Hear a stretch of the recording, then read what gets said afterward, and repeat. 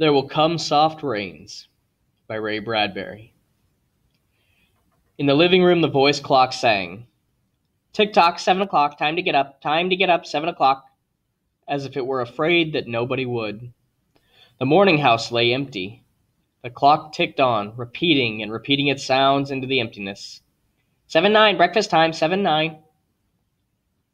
So at this point, we notice some things. We have a house that's automated, which, in 1950 was pretty far-fetched, but now we see, actually, that's not too far out there. I have an alarm clock that yells at me every morning. But something is interesting. The house is empty, which brings up that first question. Why is the house empty? What's going on? In the kitchen, the breakfast stove gave a hissing sigh and ejected from its warm interior 8 pieces of perfectly browned toast. 8 eggs sunny side up, 16 slices of bacon, 2 coffees, and 2 cool glasses of milk. "Today is August 4th, 2026, said a second voice from the kitchen ceiling. "In the city of Allendale, California." It repeated the date 3 times for memory's sake. "Today is Mr. Featherstone's birthday. Today is the anniversary of Toleda's marriage. Insurance is payable, as are the water, gas, and light bills." Somewhere in the walls, relays clicked, memory tapes glided under electric eyes. 8-1, tick-tock, 8-1 o'clock, off to school, off to work, run, 8-1. But no doors slammed. No carpets took the soft tread of rubber heels. It was raining outside. The weather box on the front door sang quietly. "Rain, rain, go away, rubber's raincoats for today." And the rain tapped on the empty house, echoing. Outside, the garage chimed and lifted its doors to reveal the waiting car. After a long wait, the door swung down again. At 8:30, the eggs were shriveled and the toast was like stone. An aluminum wedge scraped them into the sink, where hot water whirled them down the metal throat which digested and flung them away to the distant sea. The dirty dishes were dropped into a hot washer and emerged twinkling dry. 9:15, sang the clock. "Time to clean." Out of warrens in the wall, tiny robot mice darted. The rooms were a-crawl with small, cleaning animals, all rubber and metal. They thudded against chairs, whirling their mustached runners, kneading the rug nap, sucking gently at hidden dust. Then, like mysterious invaders, they popped into their burrows. Their pink electric eyes faded. The house was clean. 10 o'clock. The sun came out from behind the rain. The house stood alone in a city of rubble and ashes. This was the one house left standing. At night, the ruined city gave off a radioactive glow which could be seen for miles. 10:15. The garden sprinklers whirled up in golden fonts, filling the soft morning air with scatterings of brightness. The water pelted window panes, running down the charred west side where the house had been burned evenly free of its white paint. The entire west face of the house was black, save for 5 places. Here, the silhouette and paint of a man mowing a lawn. Here, as in a photograph, a woman bent to pick flowers. Still farther over, their images burned on wood in one titanic instant.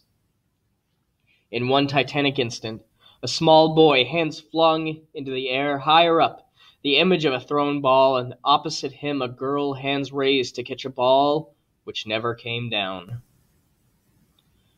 So here we have this dystopic idea of this automated house that's running without any residents, and we have our answer as to what happened in this image of the people that have been burned into the side of a building.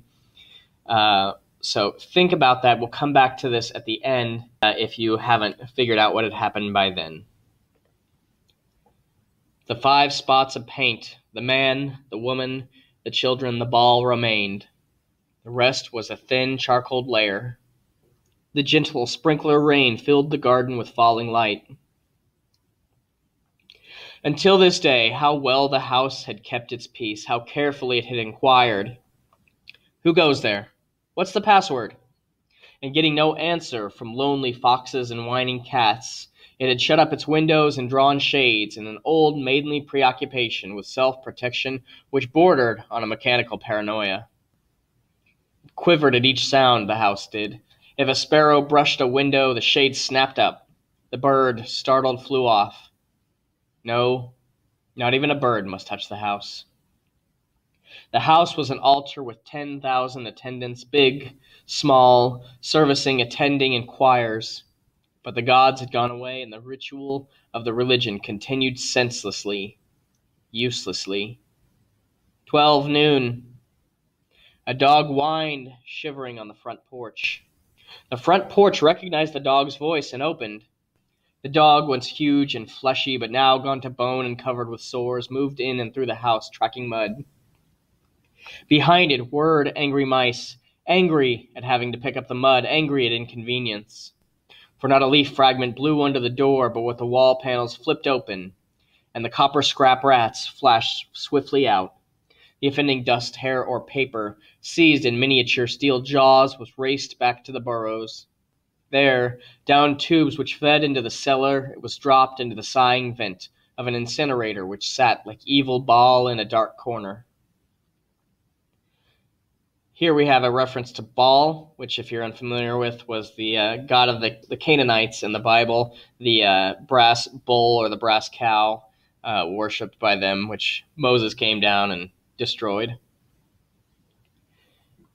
The dog ran upstairs, hysterically yelping to each door, at last realizing, as the house realized, that only silence was here. It sniffed the air and scratched the kitchen door. Behind the door, the stove was making pancakes which filled the house with a rich baked odor and the scent of maple syrup. The dog frothed at the mouth, lying at the door sniffing. Its eyes turned to fire. It ran wildly in circles, biting at its tail, spun in a frenzy, and died. It lay in the parlor for an hour. 2 o'clock, sang a voice. Delicately sensing decay at last, the regiments of mice hummed out as softly as blown gray leaves in an electrical wind. 2:15. The dog was gone. In the cellar, the incinerator glowed suddenly, and a whirl of sparks leapt up the chimney. 2:35. Bridge tables sprouted from the patio walls, playing cards fluttered into pads, and a shower of pips. Martinis manifested on an oaken bench with egg salad sandwiches. Music played. But the tables were silent and the cards untouched. At 4 o'clock, the tables folded like great butterflies back through the paneled walls. 4:30. The nursery walls glowed. Animals took shape.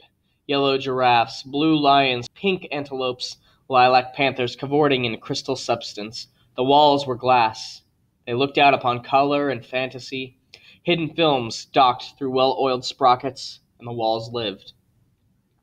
The nursery floor was woven to resemble a crisp cereal meadow. Over this ran aluminum roaches and iron crickets, and in the hot, still air, butterflies of delicate red tissue wavered among the sharp aroma of animal spores. There was a sound like the great matted yellow hive of bees within a dark bellows, the lazy bumble of purring lion. And there was the patter of okapi feet and murmur of a fresh jungle rain like other hooves falling upon summer-starched grass. Now the walls dissolved into distances of parched weed, miles on miles, and warm, endless sky. The animals drew away into thorn breaks and water holes. It was the children's hour. 5 o'clock. The bath filled with clear hot water. 6, 7, 8 o'clock. The dinner dishes manipulated like magic tricks, and in the study a click. In a metal stand opposite the hearth, where a fire now blazed up warmly, a cigar popped out, half an inch of soft gray ash on it, smoking, waiting. 9 o'clock. The beds warmed their hidden circuits, for night was cool here. 9:05. A voice spoke from the study ceiling. Mrs. McClellan, which poem would you like this evening? Mrs. McClellan, which poem would you like this evening? The house was silent. The voice said at last, Since you express no preference, I shall select a poem at random. Quiet music rose to back the voice. Sarah Teasdale, as I recall your favorite. There will come soft rains, and the smell of the ground, and swallows circling with their shimmering sound, and frogs in the pools singing at night, and wild plum trees in tremulous white. Robins will wear their feathery fire, whistling their whims on a low fence wire, and not one will know of the war, not one will care at last when it is done. Not one would mind, neither bird nor tree, if mankind perished utterly. And spring herself, when she woke at dawn, would scarcely know that we were gone. An excellent poem that speaks very much to the heart of this story. If you haven't figured it out already, the story is about after humanity is gone, does the rest of the world care? Does it move on without us? The fire burned on the stone hearth, and the cigar fell away into a mold of quiet ash on its tray. The empty chairs faced each other between the silent walls, and the music played. At 10 o'clock, the house began to die. The wind blew. A falling tree bough crashed through the kitchen window. Cleaning solvent, bottled, shattered over the stove. The room was ablaze in an instant. "Fire!" screamed a voice. The house lights flashed. Water pumps shot water from the ceilings, but the solvent spread on the linoleum, licking, eating under the kitchen door, while the voices took it up in chorus. "Fire! Fire! Fire!" The house tried to save itself. Doors sprang tightly shut, but the windows were broken by the heat, and the wind blew and sucked upon the fire. The house gave ground as the fire and 10 billion angry sparks moved with flaming ease from room to room and then up the stairs, while scurrying water rats squeaked from the walls, pistoled their water, and ran for more. And the walls' sprays let down a shower of mechanical rain. But too late. Somewhere, sighing, a pump shrugged to a stop. The quenching rain ceased. The reserve water supply, which had filled baths and washed dishes for many quiet days, was gone. The fire crackled up the stairs. It fed upon Picassos and Matisses in the upper halls like delicacies, baking off the oily flesh, tenderly crisping the canvases into black shavings. Now the fire lay in beds, stood in windows, changed the colors of drapes. And then reinforcements. From the attic trapdoors, blind robot faces peered down with faucet mouths gushing green chemicals. The fire backed off, as even an elephant must at the sight of a dead snake. Now there were 20 snakes whipping over the floor, killing the fire with clear, cold venom of green froth. But the fire was clever. It had sent flames outside the house, up through the attic to the pumps there, an explosion. The attic brain, which directed the pumps, was shattered into bronze shrapnel on the beams. The fire rushed back into every closet and felt of the clothes hung there. The house shuddered, oak, bone on bone, its bared skeleton, cringing from the heat, its wire, its nerves revealed as if a surgeon had torn off the skin to let the red veins and capillaries quiver in the scalded air. "Help! Help! Fire! Run! Run!" Heat snapped mirrors like the brittle winter ice, and the voices wailed, "Fire! Fire! Run! Run!" like a tragic nursery rhyme, a dozen voices, high, low, like children dying in a forest, alone, alone. And the voices faded as the wires popped their sheathings like hot chestnuts. 1, 2, 3, 4, 5 voices died. In the nursery, the jungle burned. Blue lions roared, purple giraffes bounded off. The panthers ran in circles, changing color like 10 million animals running before the fire vanished off towards a distant, steaming river. 10 more voices died in the last instant under the fire avalanche. Other choruses, oblivious, could be heard announcing the time, playing music, cutting the lawn by remote control mower, or setting an umbrella frantically out, and in the slamming and opening front door, 1,000 things happened like a clock shop, when each clock strikes the hour insanely, before or after the other, a scene of maniac confusion, yet unity.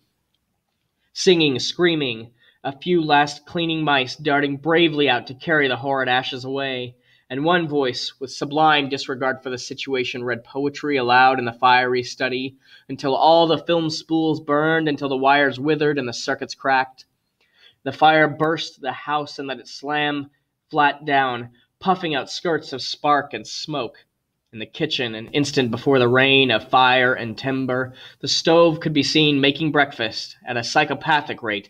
10 dozen eggs, 6 loaves of toast, 20 dozen bacon strips, which, eaten by fire, started the stove working again, hysterically hissing. The crash, the attic smashing into kitchen and parlor, the parlor into cellar, cellar into subcellar, deep freeze, armchair, film tape, circuits, beds, all like the skeletons thrown into a cluttered mound deep under. Smoke and silence, a great quantity of smoke. Dawn showed faintly in the east. Among the ruins, one wall stood alone. Within the wall, a last voice said over and over again and again, even as the sun rose to shine upon the heaped rubble and steam. Today is August 5th, 2026. Today is August 5th, 2026. Today is... And that is where we end the story. So if you didn't pick up on it, this was written in 1950, so this was just a few years after World War II had ended. If you're familiar with World War II history, you know that the war in Japan ended when we dropped the 2 atomic bombs on Nagasaki and Hiroshima. And after we dropped the atomic bombs, the blast was so intense that the people vaporized by the blast acted as a heat shield in their silhouettes against the brick walls behind them. So it burned their silhouettes into the wall behind them, which is exactly what happened here.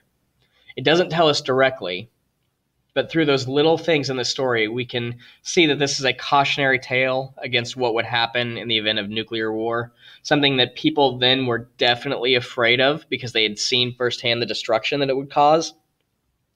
And the fact that these things were proliferating all around the world. The fear was that after seeing the Nazi regime and the thoughts of what would happen if they had gotten the bomb first, these were all things that people had thought of.